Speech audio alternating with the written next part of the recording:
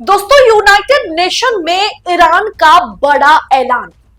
Iran ने United nation के पटल पर बड़ा ऐलान कर दिया है, कह दिया है कि अब महायुद्ध होगा। इजराइल के लिए कयामत की घड़ी है। क्या अब देश छोड़ करके भागने की नौबत आ गई है कि बेंजामिन नेतन्याहू अब देश छोड़ करके भागेंगे? अभी फिलहाल इजराइल और ईरान के बीच क्या कुछ चल रहा है, यूनाइटेड नेशन में क्या कुछ हुआ है, जिस पर अल जजीरा का एक रिपोर्ट बाहर आने के बाद तहलका मचा हुआ है। बताऊंगी सब कुछ आपको, तो आखिर तक वीडियो में बने रहे। नमस्कार, मैं हूं आपके साथ अदिति और आप 4 PM देख रहे हैं। दोस्तों, ईरान ने इजराइल के हमलों के खिलाफ कड़ा रुख अपनाते हुए बड़ी चेतावनी दी है। ईरान ने साफ कर दिया कि हम पीछे हटने वालों में से नहीं हैं और ना ही हम पीछे हटेंगे। हम तो इसका अंत देखकर छोड़ेंगे।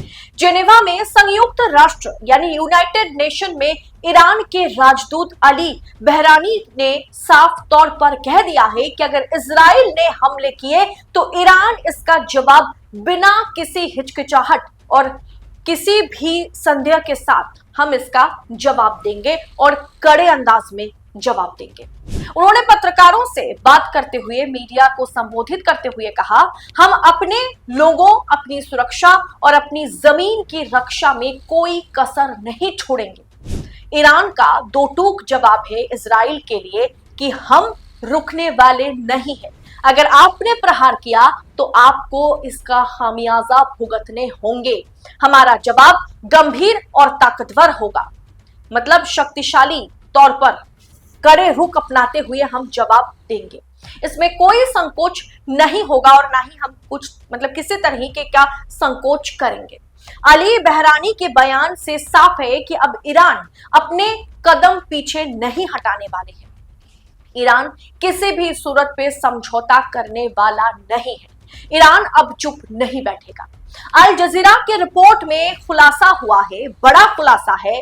छपी रिपोर्ट के मुताबिक अली बहरानी ने साफ किया कि ईरान अब चुप नहीं बैठेगा। उन्होंने कहा है कि अगर इजराइल ने कोई भी आक्रामक कदम उठाया तो ईरान इसका पलटवार करेगा और ताकतवर तरीके से हम इसका जवाब देंगे। उनके बयान यह दिखाता है कि ईरान अब और धैर्य नहीं रखना चाहता है।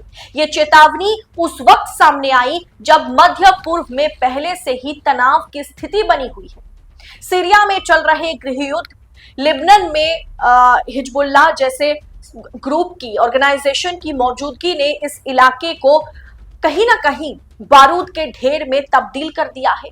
ईरान के सुप्रीम लीडर खेमेनेई ने मंगलवार को साफ किया है, देर रात को इजराइल के खिलाफ जंग का ऐलान कर दिया है। उन्होंने अपने एक्स अकाउंट पर लिखा है कि जंग शुरू होती है, हम आतंकी इजराइल को कड़ा जवाब देंगे, उन पर कोई दया नहीं दिखाएंगे। इस ऐलान के बाद ईरान ने इजराइल पर 25 मिसाइलें दागी।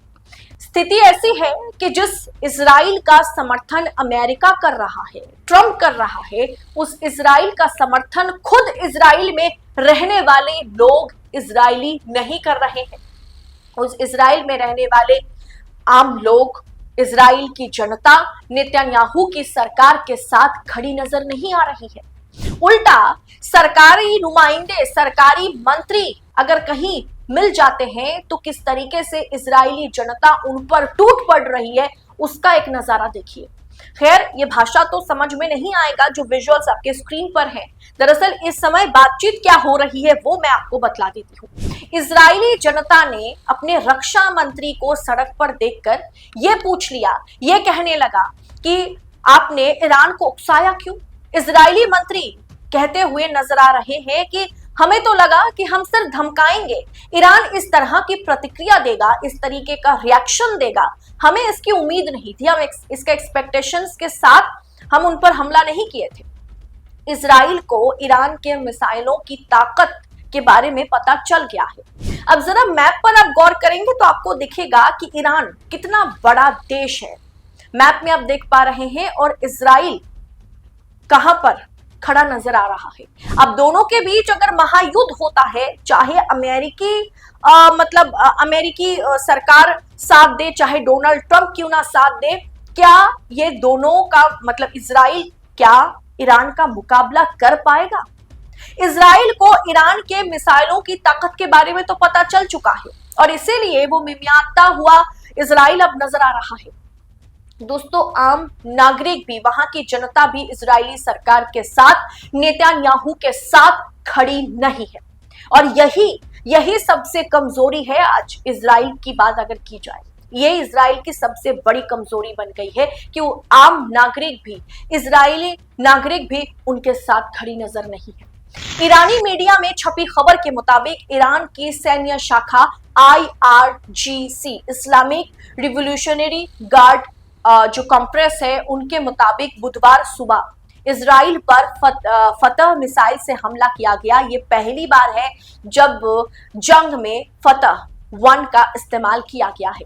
फतह 1 या फतह मिसाइल जो है वो हाइपरसोनिक है, यानी ये आवाज की गति से, साउंड की गति से 5 गुना तेज उड़ती है। यानी साउंड की जो स्पीड है उससे भी 5 गुना, उसके भी 5x स्पीड से ये उड़ती है।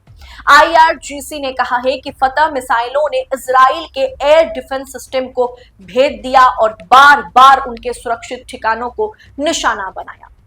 अब दोस्तों, यहाँ पर इस डिप्लोमेसी में अगर भारत की बात की जाए तो भारत कहीं पर भी खड़ा नजर नहीं आ रहा है। दरअसल ये गलती भारत की नहीं है, भारत को फिलहाल देश को चलाने वाली सरकार की है। हमारी सरकार, मोदी की सरकार स्टैंड नहीं ले पा रही है कि हमें ईरान का समर्थन करना है या फिर हमें इजराइल का समर्थन करना है। जहां वोट देने की बात थी गाजा और इजराइल के मुद्दे पर सीजफायर को लेकर के, जहां वोट देने की बात थी, वहां भी हमारी सरकार हमारे देश को पीछे खींच लिया। हमने सीजफायर का समर्थन नहीं किया। जो गाजा और इजराइल के बीच जो युद्ध चल रहा है, उस युद्ध विराम पर भारत ने अपना स्टैंड वापस लिया। ईरान और इजराइल की इस जंग पर भारत ने अपना स्टैंड वापस लिया। यानी स्टैंड क्या है ये बतलाने से हमारी सरकार हिचकिचा रही है। ट्रंप के आगे झुकती हुई हमारी सरकार नजर आ रही है। कुल मिलाकर के देखा जाए दोस्तों, अब ईरान जो है वो पीछे हटने वाला नहीं है। यूनाइटेड नेशन में साफ तौर पर ईरान ने ऐलान कर दिया है कि अब तो महायुद्ध होगा, अब हमारी धैर्य जो है वो खत्म है। इजराइल के लिए वाकई दोस्तों कयामत की घड़ी है। क्या इस स्थिति में, इतिहास गवाह है कि ऐसी स्थिति में देश को छोड़कर बड़े बड़े नेता भाग निकलते हैं। क्या नेतन्याहू अब अमेरिका के पास जाकर के, ट्रंप के पास जाकर के शरण लेंगे? क्या वो देश छोड़कर भागने की प्लानिंग में है? अगर ईरान ने वाकई वॉर के तौर पर, महायुद्ध के तौर पर हमला बोल दिया तो नेतन्याहू को देश छोड़कर शायद अमेरिका ही भागना पड़ेगा। इस पूरे विषय पर आपकी राय क्या है? कमेंट बॉक्स में हमारे साथ साझा करिएगा जरूर। और ऐसी खबरों को लगातार पाने के लिए 4PM न्यूज नेटवर्क के साथ बने रहें। पहली मर्तबा अगर चैनल पर हैं तो चैनल को सब्सक्राइब जरूर कीजिएगा। बहुत बहुत शुक्रिया आप सभी का। जय हिंद, जय भारत।